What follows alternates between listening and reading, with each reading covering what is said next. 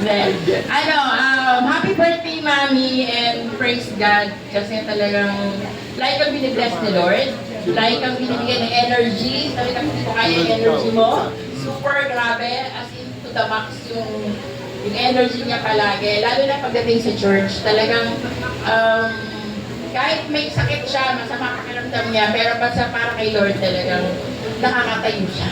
So yun, nagagawa niya yung gusto niyang gawin para kay Lord sa mga outreach, sa ministry, gano'n. Yeah, praise God sa buhay na ni Mami kasi, kumbaga parang, yun, sa bahay namin, gano'n, tsaka sa church, ginagamit siya talaga ni Lord para marami pang ma-reach out na maidadala natin kay Lord yun. Ayun, praise God kasi Wonder Woman siya ng buhay namin. Talagang, kung may Superman, may Wonder Woman. Yun. Yung energy niya talagang, infinite. Talagang, ang hirap, kumbaga parang hindi talaga kaya ako. Pagod na siya, hindi pa. Ako lagi na hospital siya, hindi. Ako maraming maintenance siya, wala.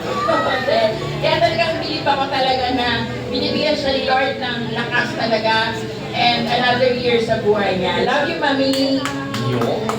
Maraming salamat po. Next! Last but not least, we have... Diyan ka tumayo, diyan ka na lang. Ayan. Salamat